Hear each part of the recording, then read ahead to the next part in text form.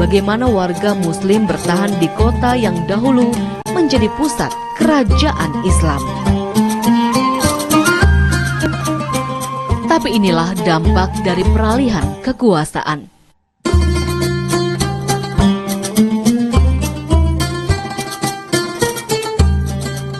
Meski umat Islam di Granada sudah terusir pada tahun 1492 Masehi, namun masih dapat ditemukan penduduk asli Granada yang telah menjadi Muslim.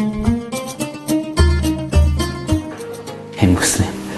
So right now it's my mother, my father, and my aunt and my uncle. They're Muslims. Then I have 5 sisters. We're in total 6 people. 6 brothers and sisters in our family. Adam beserta keluarganya memang bukanlah sisa dari Moriscos. Mereka adalah orang-orang yang mendapatkan hidayah dan melihat ajaran Islam sebagai sebuah jalan hidup yang dapat menuntun ke arah kebenaran. Adam sendiri telah menikah dengan seorang keturunan Jepang yang kini juga memeluk agama Islam. I lived in England for 3 years, no, actually 4 years, and I met my wife there. She wasn't a Muslim at the time, but she became Muslim, and after that we became married. I got married with my husband, who is Muslim, and before that I wasn't. I don't know. I didn't know so much about Islam, but I believed a God, so it wasn't so difficult for me to get into Islam. And also there are many things in common. So I don't know. It was new for me, but not so new. And I accepted it so easily, I think. There are many things difficult, but not so. It wasn't so difficult. It wasn't so some big problem for me.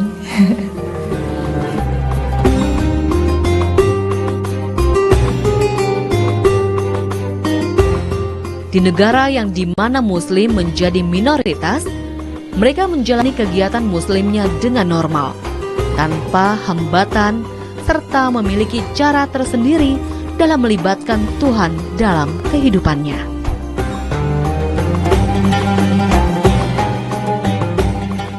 The Muslim activity? Yes, well, it's very normal activity. We wake up in the morning, do the prayer, and I have to work, so I just work and I interrupt my work to pray, and very normal. Then at night, sometimes I read Quran, sometimes I don't, it depends. And on Fridays, I go to the mosque. There are many mosques in Granada, so I usually go to different mosques. I don't just go to one mosque, so I can get together with all sorts of people, not just the people from one group. Yeah, I have a very normal life. I don't do anything special. I have a dua which in Arabic is Rabbi Yasir wala tu'assir Rabbi tamim bil khair, which means it's a dua. It's from the Sunnah of the Prophet sallallahu alaihi wasallam. This is, oh my Lord, make it easy for me, not difficult, and make what begins ends in a good way. And this it's a dua that the scholars recommend to do it before you start your job, before you do something difficult or something that requires a lot of effort. And I do it every day before starting my work, and inshallah I get some blessings from Allah and some help.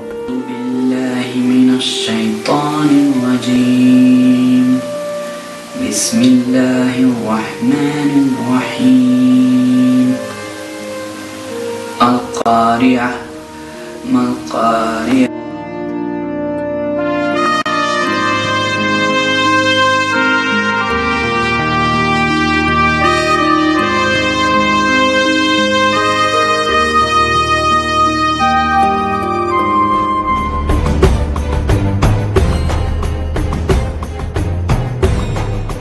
Lakum dinukum waliyadin. Untukmulah agamamu dan untukkulah agamaku. Begitulah Islam mengajarkan bagaimana menghargai hubungan antar sesama manusia, meski mereka berbeda keyakinan. Kini setelah 6 abad seluruh kekuatan Islam berakhir di Spanyol, umat Muslim tak memiliki kesulitan yang berarti dalam menjalankan ajaran agama Islam. Selama saya 10 bulan atau hampir 1 tahun ini, saya nggak menghadapi ya kesulitan untuk atau melakukan masyarakat Indonesia yang Islam untuk melakukan kegiatan-kegiatan keagamaan. Bahkan di sini kami pun juga didukung oleh pemerintah Spanyol dengan bekerja sama dengan beberapa negara lainnya untuk mengadakan pertemuan secara periodikal ya antara orang-orang Muslim seperti di Barcelona, antara Spanyol dengan perwakilan Indonesia di Barcelona, dan juga di Inggris dan Amerika untuk melakukan pertemuan mengenai makanan halal gitu. Jadi ada beberapa juga perusahaan di utara yang memproduksi makanan halal. Jadi dia memisahkan untuk makanan yang dikonsumsi rakyat Spanyol secara umum, dan juga ada yang khusus untuk makanan halal. Nah ini biasanya dikonsumsi oleh orang-orang Muslim di Spanyol maupun di luar Spanyol ini. Jadi secara umum tidak ada masalah, karena maupun makanan halal pun sudah ada di bagian kota ini. Ada daerah yang kita sebut daerah Islam di dekat masjid di Madrid ini, di mana mereka menjual makanan halal, dan sering juga diadakan pertemuan-pertemuan antara orang-orang Muslim di seluruh Spanyol ini.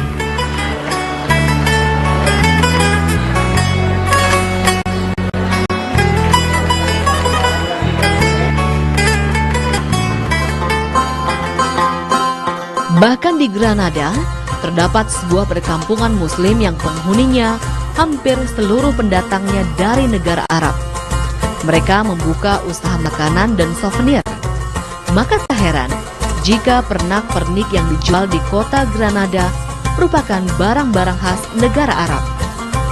Seiring berjalannya waktu, kondisi umat Islam di Spanyol pun semakin membaik.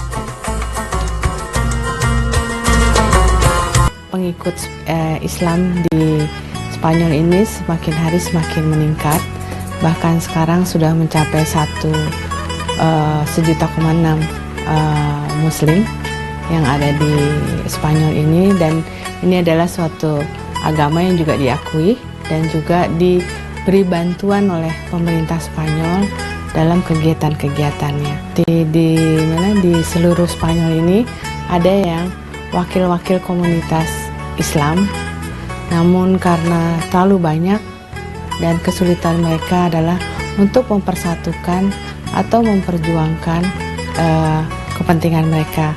Seperti memang ada hal-hal kecil yang terjadi di mana masalah jilbab beberapa bulan yang lalu menjadikan sesuatu hal yang utama di masyarakat Spanyol ini, namun kemudian dapat disesuaikan di mana anak perempuan yang menggunakan jilbab tersebut dapat masuk pada sekolah di mana bisa diterima jilbab. Ini adalah suatu toleransi yang mereka juga sebagai seorang Muslim atau Muslimah harus dapat menyesuaikan diri dalam masyarakat yang umumnya Katolik. Jadi ini adalah suatu kesulitan memang ya di masyarakat ini. Tapi pada umumnya kehidupan sebagai seorang Muslim atau sebagai masyarakat Muslim di Spanyol ini adalah suatu negara yang cukup toleransi kalau dibandingkan dengan negara tetangga dari Spanyol ini.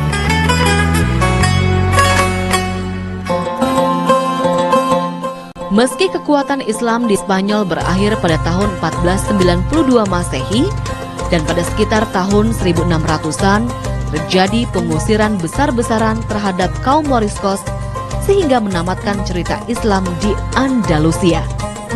Namun di negara bersistem kerajaan ini, jejak Islam masih kuat terasa, terutama aspek bangunan dan juga budaya.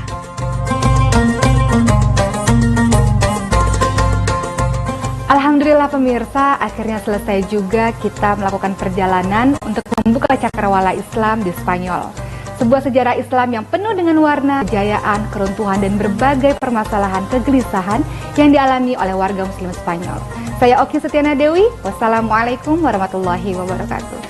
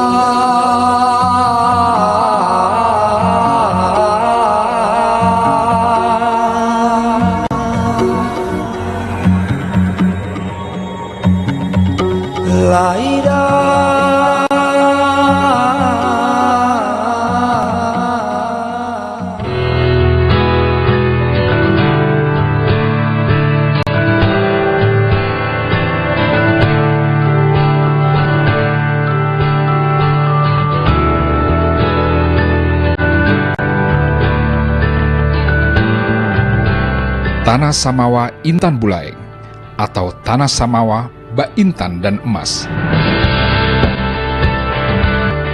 Begitulah masyarakat lokal menggambarkan bentang alam tanah kelahirannya, yaitu Pulau Samawa atau yang kita kenal sebagai Pulau Sumbawa, Nusa Tenggara Barat. Alam Sumbawa adalah eksotisme ala timur Indonesia.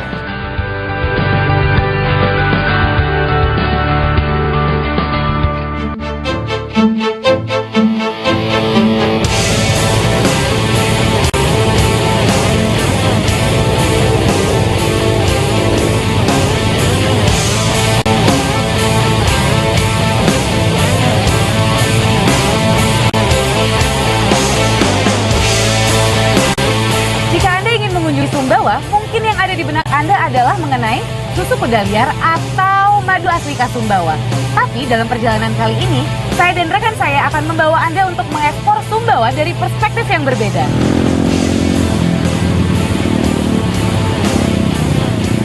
Bicara Sumbawa tidak hanya mengenai keindahan, eksotisme alam timur Indonesia, tetapi kita bisa melihat sisi lain yang mungkin saya bahkan Anda belum pernah melihat sebelumnya. Ini dia persembahan dari langit.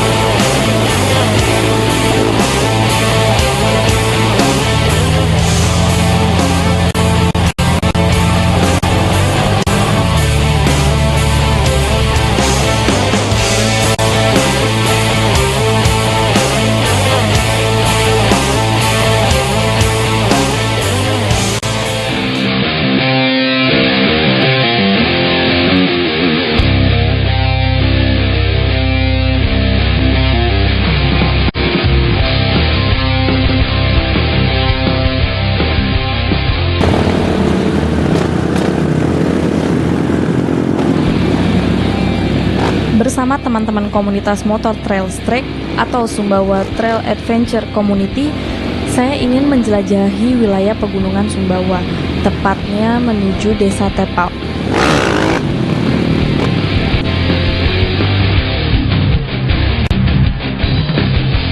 Desa Tepal terletak di pegunungan Batu Lante.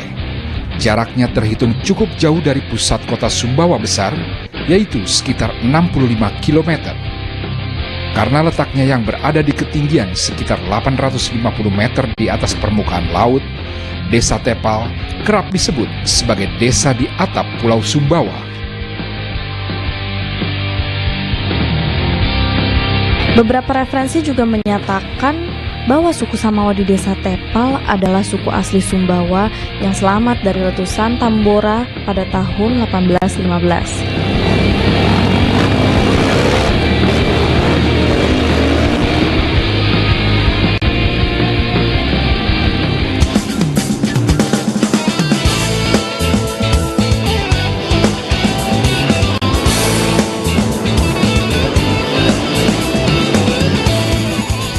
Setelah menempuh perjalanan sekitar 20 menit, akhirnya rombongan kami sampai di Desa Batu Dulang.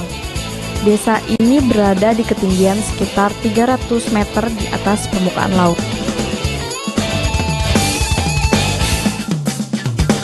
Kebanyakan desa di daerah pegunungan Batu Lante dikelilingi oleh hutan alam yang masih asri. Tak terkecuali di Desa Batu Dulang. Itu sebabnya daerah ini dikenal sebagai daerah penghasil madu hutan Sumbawa.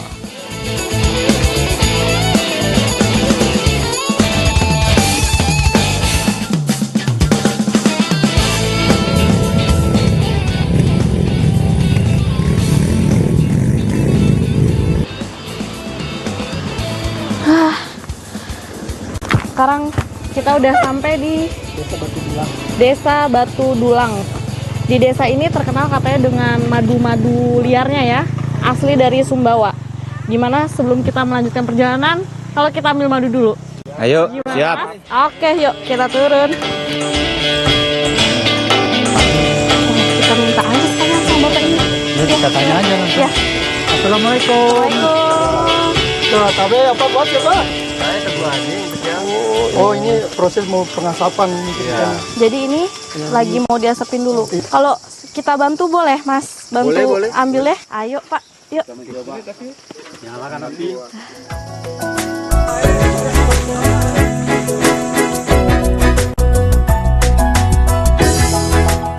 Madu Sumbawa banyak dihasilkan dari lebah jenis Apis dorsata, sejenis lebah raksasa yang berkembang biak secara liar di hutan alam Sumbawa. Jenis lebah ini sendiri oleh masyarakat lokal disebut sebagai aning. Perburuan sarang lebah penghasil madu Sumbawa sebagian besar masih dilakukan secara tradisional.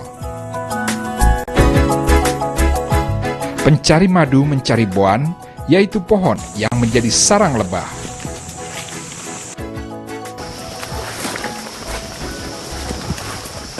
Wow. Ini sarangnya. Oh, ini sarang madunya. Ya. Biar saya nggak kena, pakai apa? Ada pakai pengaman? masker. Oh, harus pakai masker ya? Topi masker.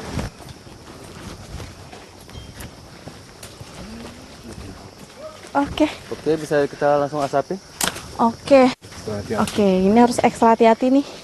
Karena dia akan... Bisa langsung naik? Oke.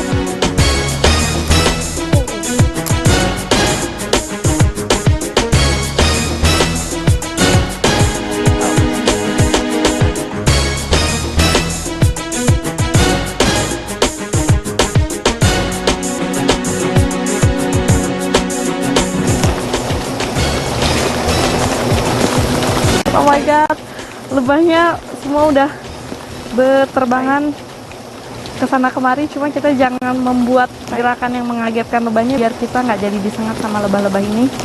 Jadi tetap stay kayak gini ya, Mas. Kita jadi patung dulu. Untuk sementara.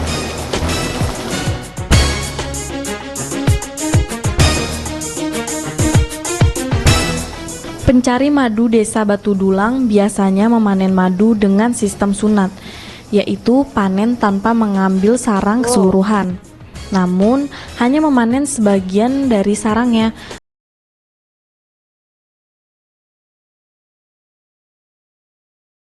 Biak.